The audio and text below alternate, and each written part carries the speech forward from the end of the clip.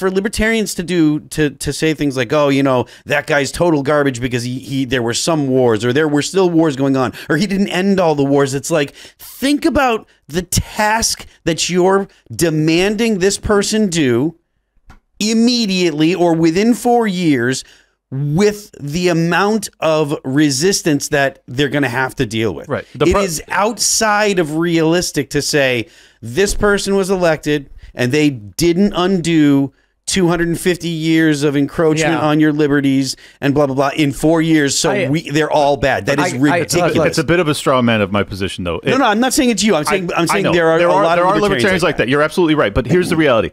He did not try to shrink the size of the government. He did try to end some unconstitutional illegal wars, and God bless him for that. But he also increased the size of the federal government significantly. And he stood by during the most catastrophic decision of any president in my lifetime in terms of domestic policy, which was the COVID lockdowns. And that is the, like, honest to God, if it weren't for 2020, I probably would have supported Donald Trump. I probably would have. I think it's fair. I view it this way, like, the libertarian argument, you've got two guys who go back and forth whacking you with a stick. And then finally you get a guy who's like, no. He hit you 10 times. I'm going to hit you 8 times. So vote for me. And the reformist argument is just take the 8 whacks instead of the 10. Right. And then the libertarian argument is screw you all. I'm not playing your game. So I can respect that. I can. My attitude is just, I think the best, I choose the reformer position of, man, I know Trump is far from perfect, but he was a net positive, and that's all that matters. Well, I think on domestic policy and changing the dialogue amongst the American people, he was largely a net positive.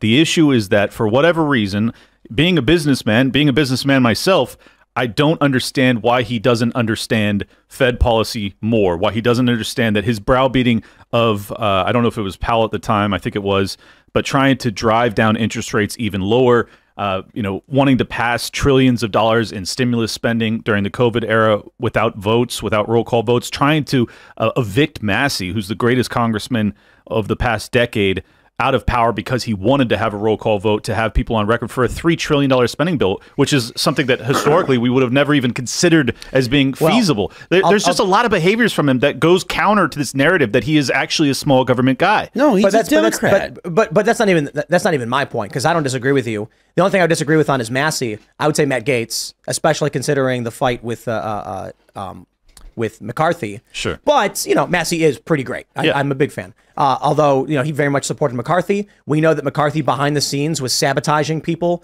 And I agree. And that's bizarre. It's insane and brutal. But it really comes down to, for me, I mean, typically the most important thing is foreign policy.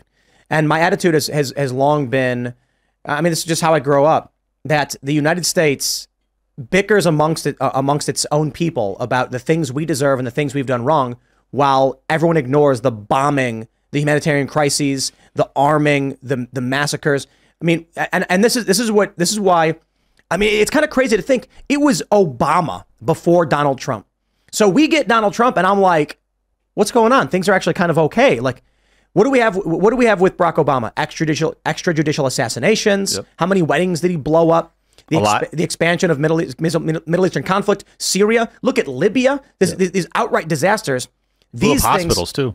Blew up hospitals, no question. Donald Trump did better than Barack Obama a million ways when it comes to foreign policy. Mm-hmm. Not perfect, a lot of bad things too. So for me, it's kind of like this. I've had friends who are like, we deserve health care. And I'm like, okay, let's talk about after we stop blowing up kids in Yemen and Pakistan. Agreed. And so when Donald Trump comes in and he's like, no new wars, timeline for getting our troops out, get our troops out of Syria, and we watch the deep state lie to the American people and Trump to keep troops in Syria.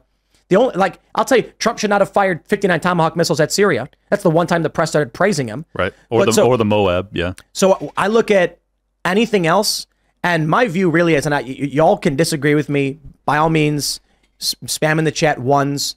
My attitude is, my priorities over my view of, say, like COVID lockdown stuff and Donald Trump's role in it is a much lower priority to the United States spending American taxpayer dollars, or what I should say is extracting our buying power in order to wage war in foreign countries. So when someone says, yeah, but Trump did this COVID thing, I'm like, you know what? I got to be honest. I'd be willing to accept penance in terms of some detriment to my quality of life if it means the U.S. stopped doing all of that.